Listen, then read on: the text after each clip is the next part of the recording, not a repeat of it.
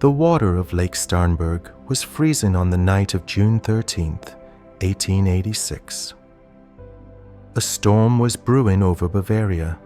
Rain lashed against the dark surface of the lake, drowning out the sounds of the night, drowning out the secrets that were about to be buried forever. Just before midnight, a frantic search party saw something floating in the shallow water near the shore. They raised their lanterns, cutting through the gloom. The light revealed a scene of horror. 2 bodies. One was Dr. Bernhard von Gudden, a famous psychiatrist. His face was bruised, his fingernails were broken, his neck showed clear signs of strangulation. The other body was the king. Ludwig II, the fairy tale king, the man who dreamed of castles in the air. He was floating face down in waist-deep water, dead. His pocket watch, found later in his coat, had stopped at exactly 6:54 p.m. There was no water in his lungs, no bullet wound, no witness. To this day, the House of Wittelsbach keeps the files sealed. It remains one of history's greatest unsolved mysteries. Was it suicide, as the official records claim? Was it a desperate accident? Or was it the final act of a perfectly orchestrated state assassination? This is not a story about architecture. This is not a travel guide to a Disney castle. This is a story of a lonely boy who built a wall of stone to keep the cruel world out, only to find himself trapped inside with his own demons.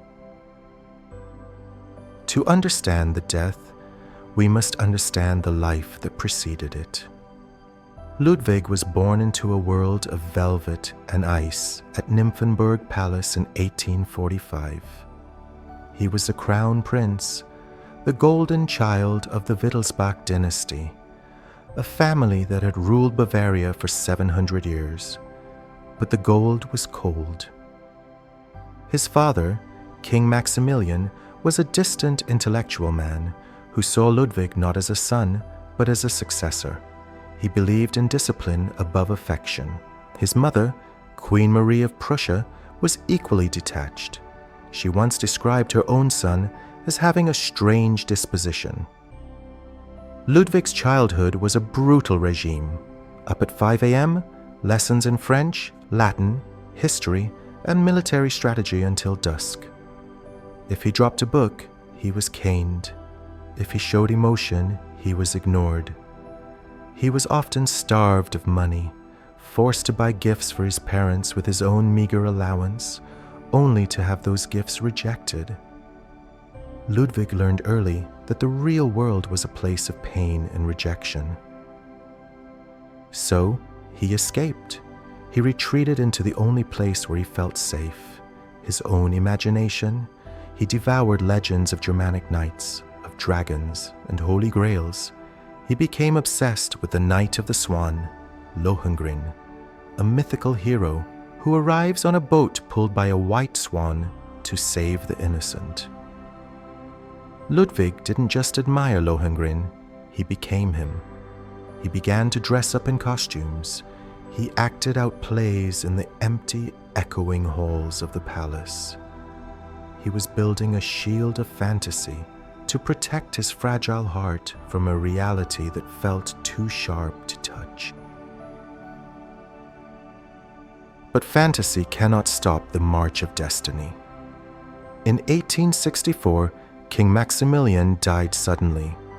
Ludwig was only 18 years old. He was strikingly beautiful, tall with wavy dark hair and burning blue eyes. The people of Munich cheered him as the Apollo of Bavaria. He ascended the throne amidst falling flowers and ringing bells. But inside, the young boy was terrified. He wrote to a friend, "I have become king too early. I have not learned enough. I am just a shadow on a throne." The tragedy of Ludwig is that he was a poet forced to be a politician. 2 years into his reign, the nightmare arrived, the Austro-Prussian War of 1866. Ludwig hated war. He hated the noise of the cannons, the sight of blood, the very concept of violence. While his ministers debated artillery and supply lines, Ludwig wanted to discuss the operas of Richard Wagner. But a king cannot choose peace when his neighbors choose war.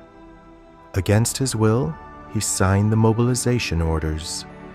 Bavaria marched to war alongside Austria and was crushed by the efficient Prussian military machine. In a matter of weeks, the kingdom was humiliated.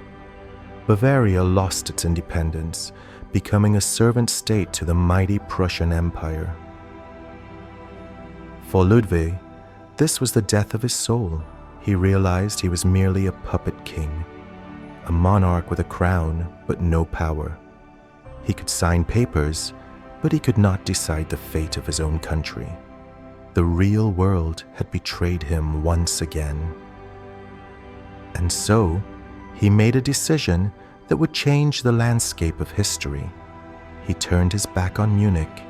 He turned his back on politics. He decided that if he could not rule a real kingdom, he would build a fake one, a kingdom where he was the absolute master, a kingdom of stone. He wrote to his idol, the composer Richard Wagner. Their relationship was intense, obsessive, and deeply one-sided. Ludwig worshipped Wagner as a god. In a feverish letter, he outlined his vision. "It is my intention to rebuild the old castle ruin of Hohenschwangau in the authentic style of the old German knightly castles. It will be a temple." Neuschwanstein was born not from joy, but from a desperate need to hide. Perched on a rugged cliff, defying gravity and logic, the castle began to rise. It is important to understand that this was not designed by an architect. It was designed by Christian Jank, a theatrical set designer. Ludwig didn't want a functional building. He wanted a stage set, a permanent opera made of limestone that would last forever. Let's step inside the mind of the king. Imagine the throne hall. It is a cathedral of gold inspired by Byzantine churches. A massive chandelier, weighing nearly 2 tons, hangs like a jeweled crown overhead. The floor is a mosaic of 2 million individual stones. But look closely at the dais, the raised platform where the king should sit. There are steps leading up to nothing. There is no throne. Ludwig died before it could be installed. The hall stands today as a magnificent temple to a missing god. Then, there is the paradox of technology. While Neuschwanstein looked like a medieval fortress from the Middle Ages, inside, it was a machine of the future. Ludwig installed the very latest inventions: central heating, running warm water, automatic flushing toilets, and an electric bell system to summon servants. He wanted the illusion of the past, but the comfort of the future. And the strangest room of all, the grotto, an artificial cave built on the 3rd floor of the palace. Imagine a room with walls made of canvas and plaster to look like rock, complete with a functioning waterfall and colored lights powered by one of Germany's first dynamos. Here, Ludwig would sit for hours, listening to Wagner's music, pretending he was in the mythical mountains of the Tannhäuser Opera. Outside, the real mountains watched in silence. Inside, the king lived in a box of dreams. As the towers rose, the king fell. Ludwig's withdrawal from society became absolute. He began to sleep during the day and wake at sunset. The locals whispered about him. They called him Der Mondkönig, the Moon King. He would embark on solitary sleigh rides through the Bavarian Alps in the dead of winter. Picture this. It is midnight. The The snow is falling. A golden rococo sleigh, pulled by 4 white horses with ostrich plumes on their heads, tears through the silent forest. Inside, wrapped in heavy furs, sits the lonely king. Electric lights, powered by a battery, illuminate the snow ahead of him. To the farmers watching from their windows, it must have looked like a ghost passing by. Inside the castle, his isolation grew darker. He dined alone, yet he ordered the table to be set for 4 people. He would hold long, animated conversations with his invisible guests. Who were they? They were the spirits of the past. King Louis XIV of France, Marie Antoinette. Dead monarchs who could not judge him. Dead monarchs who could not ask him for money. His physical appearance began to decay. The Apollo of Bavaria grew obese. His teeth rotted away from his addiction to sweets. He became terrified of being seen. He established a strict rule. No servant was allowed to look at him. They had to bow low and walk backward. If they caught his eye, they were punished. The fairy tale was turning into a gothic horror story. But dreams are expensive, and hallucinations are not free. By 1885, the king was drowning, not in water, not yet, but in debt. Ludwig owed 14 million marks. He had borrowed from every royal family in Europe. He was borrowing from foreign banks just to pay the interest on previous loans. Construction on Neuschwanstein stopped. The workers were unpaid. When his ministers refused to grant him more funds, Ludwig did not listen. He threatened to fire the entire government. He threatened to switch sides and ally with Prussia's enemies. The government realized something dangerous. The king was not just eccentric. He was a liability. He was a threat to the state. A conspiracy was formed in the dark corridors of Munich. Their weapon was not a gun, but a pen. The prime minister commissioned a medical report to declare the king insane.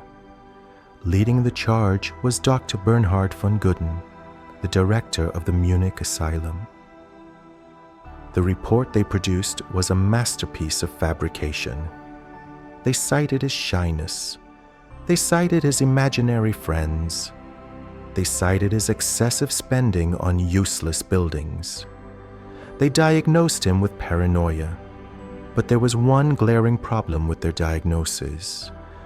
Dr. Gudden had never examined the king. Not for one single minute. He had not spoken to him in years. It was a medical coup d'etat. On June 10th, 1886, the trap snapped shut. A commission arrived at Neuschwanstein in the dead of night, amidst a torrential downpour. At first, Ludwig tried to resist. A local baron and a few loyal policemen rushed to the castle to protect him. For a brief moment, it seemed the king might fight back. He ordered the commissioners to be arrested. He stood on the balcony, raging at the storm. But Ludwig's will was broken. He was a pacifist at heart. He could not order his men to shoot. The next morning, Dr. Gudden entered the castle. He told Ludwig, "Your Majesty, you have been relieved of power." Ludwig looked at the doctor and asked a question that echoes through history. "How can you declare me insane? You have never examined me." It didn't matter. The carriage was waiting. As Ludwig was led away, he turned back to look at the white towers of Neuschwanstein. The castle was unfinished. His dream was incomplete. He would never see it again. He was taken to Burg Castle on the shores of Lake Starnberg. The windows were barred with iron. Peepholes were drilled into the doors so guards could watch him every second. The king was now a prisoner. The next day, June 13th, was Whitsunday.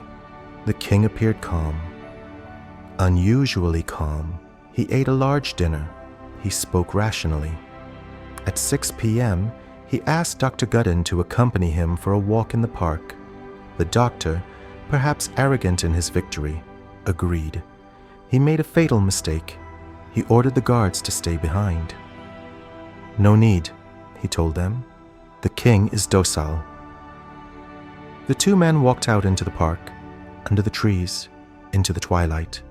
The guards watched them until they disappeared into the mist. Rain began to fall. The wind picked up. 7 p.m. came. They did not return. 8 p.m. The castle staff began to panic. By 9 p.m., men with lanterns were shouting the king's name into the darkness. Only the wind answered. At 11:30 p.m., they found them, floating in the shallow water, the king and the doctor. Dr. Gooden's body told a story of violence. He had been strangled. There were blows to his head. But Ludwig? Ludwig looked peaceful. No water in his lungs, no bruises. He had died, but he had not drowned. What happened in those final moments? Did Ludwig try to escape to a boat waiting in the reeds? Did the doctor try to stop him, and Ludwig killed him in a struggle? And then, what? Did the king's heart give out? Or was there a third person in the shadows, a sniper from the government, ensuring the king never returned to Munich? We will never know. 6 weeks after his funeral, the tragedy turned into commerce. The gates of Neuschwanstein were thrown open to the public. The private sanctuary, where Ludwig forbade any stranger to enter, began selling tickets. It is the ultimate irony of his life. The debts that destroyed him are now paid for every single year by the millions of tourists who come to marvel at his madness. The man who was called a failure left behind the most successful monument in German history. The castle that inspired Walt Disney. The castle that defines the very idea of a fairy tale. Ludwig once wrote, "I wish to remain an eternal enigma to myself and to others." He succeeded. Neuschwanstein stands there today, white and silent against the Alps, a monument to the power of dreams and the terrible, lonely price of making them come true.